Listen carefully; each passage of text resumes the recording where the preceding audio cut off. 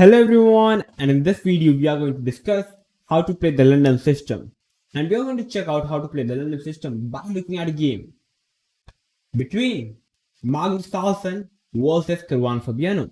And Magnus Carlsen is considered one of the best players to play the London system because he have already played thousands of games in the London system and is already pretty good in it. And actually, I have noticed that whenever Magnus Carlsen is kinda in a must-win situation, he mostly goes in the London system. And London system is opening which is played from the white side. It's a very positional, and I think it's actually one of the best opening if you are a positional player. I think this opening can actually help you to increase your positional level skills and knowledge. So I think it's going to be helpful. It's actually going to be very helpful. So let's quickly jump into the game.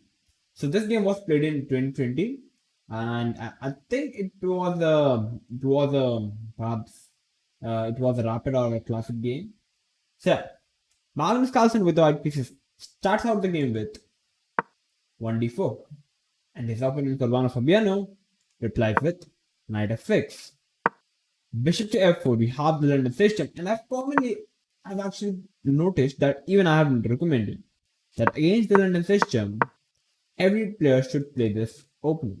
Like you basically put your pawn to d5, c5, you put your knight to c6 and f6, and that's how you play. And the idea is to play bishop f5, followed by queen d6. But after knight to c6, knight d2, here black goes for knight h5. And it's actually kind of the best move because it's actually very logical. Because after knight h5, as we can already sense that bishop on f4 is extremely strong, covering all the diagonals, all the dark squares. It's better to knock off the bishop off the board by playing knight h5, simply going for the bishop on f4. White decides to capture the pawn on c5. Knight f4, ef4, and here we have queen f5. You can already sense that Magnus Carlsen have already just made a bad pawn structure. Although he's a pawner, but he's simply going to lose the pawn on the next move. So it's like in the basic level, it is said that you should always try to keep your pawn structure much more healthier, not to double these pawns, etc. But just look at the game. Like after queen f5, you can't really defend the pawn of c5. The only way to defend it is by playing knight b3. But currently the knight is pinned, so you can't play it. So after queen f5, Magnus decides to play bishop d3, simply developing the piece. Queen c5 and white decides to castle. So black played queen f5, queen c5. In the exchange, white simply developed the bishop and castle. So you can already sense that white is having a slightly much healthier position compared to the black.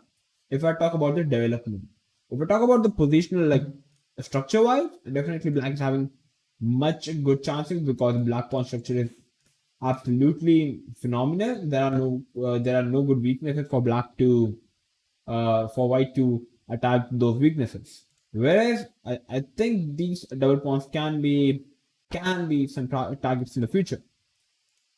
So after short castle, black goes for playing g6, which is definitely a very logical move. Black wants to put the bishop on g7, controlling all the dark spots.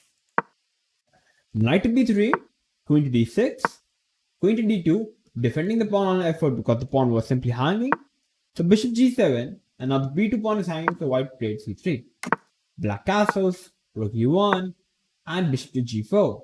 And here black simply aiming for capturing the knight, tripling up the pawns. Like for example, if white plays something like h3, I'll simply capture it. And white is having such a bad pawn structure, I would already consider this as a winning game for black. That's the reason Magnus decides to play queen e3. And then do you know what's the idea for white?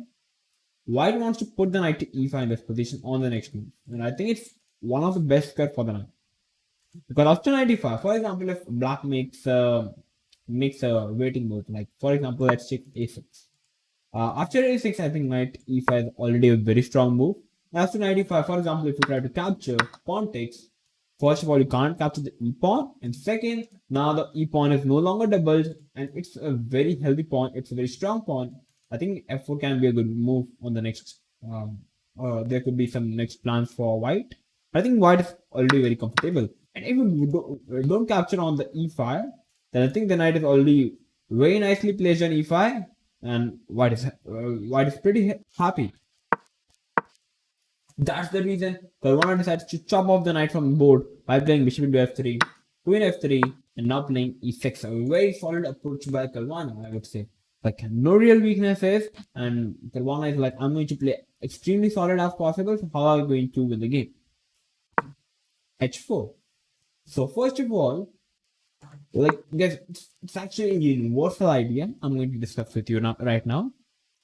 Whenever you play a move, you just don't play a move. There should be a complete idea behind that move. Like, for example, in this position, what Magnus thought is that he knows that the f4 pawn is weak. So he wants to play g3. But he first played h4 because he knew that black is going to play h5. Because if he won't play h5, then perhaps white can play h5 himself, and it can perhaps cause some trouble to black. That is why after h5, it just weakens at the white squares. I don't know, perhaps there could be some sacrifice from the light squares because on g6, because now there is no longer a pawn on h7 to defend the g6. So I'm not thinking that there could be some real sacrifices, but there are some chances. After h5, white now played g3, and now the white pawn structure is simply very healthy. Now I think there are no real weaknesses for that. And after g3, we have rook f to e8. I think like, if white do not does something quicker in this position, then what I believe black's idea could be is black can simply play rook c8, a6, b5, simply expand on the queen side, creating 2 pawns, and there would be a weak pawn on the queen side. Minority versus majority. It is a simple idea, and I think it's going to be good position for black if white doesn't come up with a good plan. So rook e8, we have rook g1 simply coming up by playing rook g1. You simply finish off your development. After rook d1, a6, black wants to expand on the queen side. Knight to g2, bringing the knight into the king side because knight was really not doing anything on the b3 square. Knight d2, b5, knight e4. A good move, I would say, for white. Like, many players do not see it, but the idea of knight e4 in this position is, if you go for capturing the knight in this position, bishop into e4 and the queen is attacked, the queen moves and you lose the bishop, you lose the knight, followed by you lose the rook. I think it's a good position for white. That's the reason after knight e4, black decides to move the queen, and now we have knight to g5. And now the knight is already in a very phenomenal place, I would say. You can't really play f6 trying to remove the knight because it just softens up the pawn on g6 and e6. Now suppose if this pawn on h5 would have been on h7, can this really be possible idea of playing knight g5? Because then I think f6 would have been a possible move. But no longer. We have rook g8, bishop c2, b4. As I said, that black wants to expand on the queen side, just making a weakness on the queen side, and black is very healthy. Bishop a4, a very good move by Carlsen, trying to eliminate the knight. Pawn takes pawn takes. You can't really take with the queen because the bishop is covering the pawn. So you have to capture the pawn and queen c8. And just look at the position for it. 2 miserable pawns on the a2 and c3. If white doesn't get any real ideas, I think black is simply going to chop off these weaknesses, and it's going to be a good position for white for black. So after queen c8, in this position, it's my idea. If you are a good position player, I'm pretty sure that you will be able to find the move. So feel free to pause the video and try to find the move found by Magnus Carlsen. And if you will be able to find it, I think I'm going to be simply surprised. So can you find it?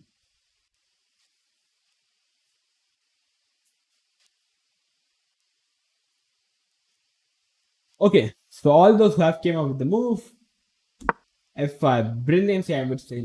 You're simply giving up the pawn on f5, which is simply double protected by the g and the e pawn. And the thing is, if you capture with the e pawn, rook e8, queen d5, you basically lose the d pawn, and eventually you will lose the game because there are too many weaknesses for black in this position. So what happened in the game is black decides to capture the pawn, and if, for example, if black doesn't do anything and makes a waiting move like a5, I simply believe fg6, queen f7 check, king move, queen g6, and it's soon going to be game over for black. That's what white idea is. So that's the reason black was forced to capture the pawn, and now c4. Again a brilliancy, c4. We can't take because the knight is hanging. So we have knight d4. Knight d4, you simply hit the queen. Rook g4, give up an exchange sacrifice. Bishop into rook. Exchange sacrifice regain, and now queen into h5. So basically queen into h5, you are threatening this, you are threatening this. It's soon going to be over. Queen c7 trying to defend it. Pawn takes now. You can't take with the pawn because the rook is hanging. The rook move.